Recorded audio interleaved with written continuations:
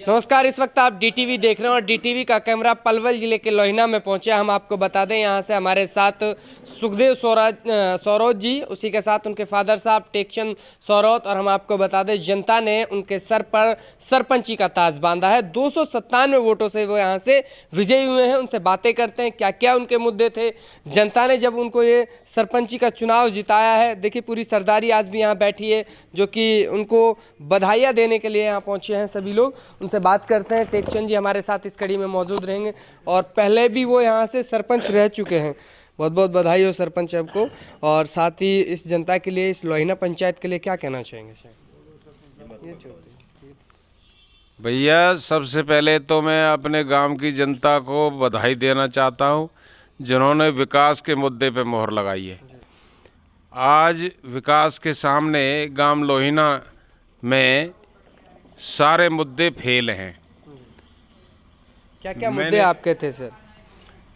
मेरा मुख्य मुद्दा पानी का, जो मैंने सीएम साहब से मिलके विधानसभा में पास करवाया जब मैं सरपंच भी नहीं था। और दूसरा, हमारे गांव के लिए मैंने अपने कैबिनेट मंत्री श्री कृष्णपाल जी से मिल कर के जो कार्यों के लिए पैसा दिलवाया वो अधूरे पड़े हैं। एक स्टेडियम कम व्यायामशाला है जो बहुत ज़रूरी है इस गांव के लिए, वो पड़ी है। पानी किसानों के लिए बहुत बड़ा अभाव है। मैं उसके लिए भी अपने मंत्री जी से, विधायक से, प्रवीण डागर जी से कई बार गुजारिश कर चुका हूँ और वो काम बहुत जल्द जो हम उसे सिरे चढ़ाएंगे। सर आप आपसे पहले भी एक बार यहाँ से, एक बार ही नहीं कितने बार आपसे पहले यहाँ से सरपंच बने, वो आप हमें बताएंगे। साथ ही जब आप यहाँ से पहले चुने गए थे, जब आप खुद सरपंच रहे थे, तो क्या क्या काम उस वक्त आपने कराए थे? उस वक्त जब हमने चार्ज संभाला था गांव का, तो गांव में बहुत ज़्यादा परेशानियां थीं। सारे रास्ते अधिकतर गांव के कच्चे थे, चौपाल वगैरह भी नहीं थी। स्कूल का, शिक्षा का जो क्षेत्र था वो सबसे पिछड़ा हुआ था। प्राइमरी स्कूल था, 2 कमरे बिना बाउंड्री के थे, उसमें स्कूल चलता था। हमने शिक्षा की तरफ विशेष ध्यान दिया, उसको बाउंड्री कराई, बिल्डिंग बनवाई। फिर उसके बाद हमने हाई स्कूल के लिए स्थापना करी, उसमें बिल्डिंग बनवाई, मिडिल कराया, फिर हाई कराया। और अब मैं सरकार से उसको +2 कराने जा रहा हूँ। अभी ट्रांसफ़र नीति जो सरकार की आई, उसमें हमारे स्कूल, हाई स्कूल की कुछ पोस्टें कैप्ट की हुई हैं, उसके लिए मैं प्रयासरत हूँ। जॉइंट डायरेक्टर हरियाणा शिक्षा विभाग से भी मेरी बात हुई है और मंत्री कृष्णपाल जी से भी मैंने लिख के दिया है, तो वो भी मुझे उम्मीद है जल्द हो जाएगा और स्कूल भी अपग्रेड होगा। बहुत अच्छा से। और भी जनता हमारे साथ है, इस लोहिना ग्राम पंचायत के मुख्य लोग हमारे साथ हैं, क्योंकि गुड़गुड़ाहट के साथ वो बातें कर रहे हैं, बधाइयाँ देने आए हैं। सभी लोगों से बात करेंगे। सर क्या नाम आपका? गिरिराज है जी। गिरिराज जी, आपको कैसा महसूस हो रहा है जीतने के बाद, कैसा लग रहा है? बढ़िया बढ़िया महसूस हो रहा है जी। किन बातों को लेकर आपने वोट डाला था? जब आप वोट डालने गए थे, मतदान करने गए थे, तो आपने आखिर यूं कहें कि टेकचंद जी को चुना, सुखदेव सौरौत को चुना, तो आखिर क्यों उन्हीं को क्यों चुना?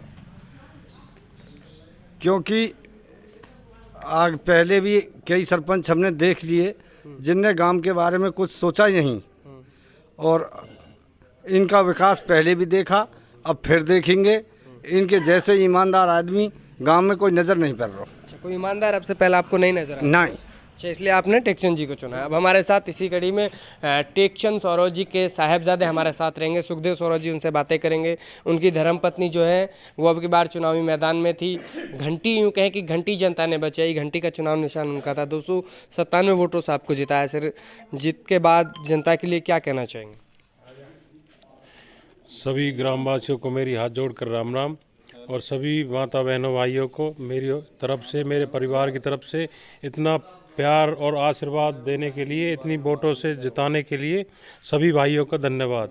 जी, जैसे कि बताया गया कि कहीं ना कहीं खेल मैदान की ज़रूरत है, तो कहीं ना कहीं उसको आप किस तरह देखते हैं युवाओं को? खेल का तो कुछ है ही नहीं हमारे गांव में, जीरो है, नहीं कोई ग्राउंड है ना कोई जिम है, बिल्कुल कुछ है ही नहीं। जिनकी तो ज़रूरत है, तो लगता है कि अब की बार जब जनता ने आपको चुना है तो आप क्या उनको मतलब कहना चाहेंगे कि मिलेगा जनता को? हाँ, जिम तो लगवाएंगे गांव में, बच्चों को जो अच्छी शिक्षा मिलती है जिम से, और सेहत अच्छी रहती है, जिससे वो गलत रास्ते पे नहीं जाएंगे आगे, और गांव का भविष्य है। अच्छा, और भी युवा हमारे साथ, उनसे बातें करेंगे। देखिए, जानना चाहेंगे और भी प्रत्याशी आपके सामने है, लेकिन आप लोगों ने यूँ कहें कि टेकचंद सौरभ जी को ही चुना, आखिर उसको क्यों चुना? ईमानदार। जी बिल्कुल, इसी वजह से आप लोगों ने? हाँ जी बिल्कुल। अच्छा, धन्यवाद। आज हम लोहिना में पहुंचा, यहाँ से 297 वोटों से हेमलता सौरभ जी जो है से विजयी हुई। मेरे पीछे आप देख सकते हैं सुखदेव सौरभ जी की वाइफ थी, और उनके जो फादर साहब है टेकचंद सौरभ, जो कि यहाँ से पहले सरदारी संभाल चुके हैं। अब की बार जनता ने उनके ऊपर सर पे ताज बांधा है सरपंचिका की, कि इस जनता को लगता है कि कहीं ना कहीं वो ईमानदार है और हम लोगों का विकास कराएंगे। अब ये तो वक्त और ये 5 साल में कितना विकास करा पाते हैं टेकचंद सौरभ जी, तो तभी तय होगा जब वो काम करा पाएंगे। बने आप हमारे साथ, कैमरा जर्नलिस्ट के साथ मैं आपका अपना जी कोहली, DTV से। धन्यवाद।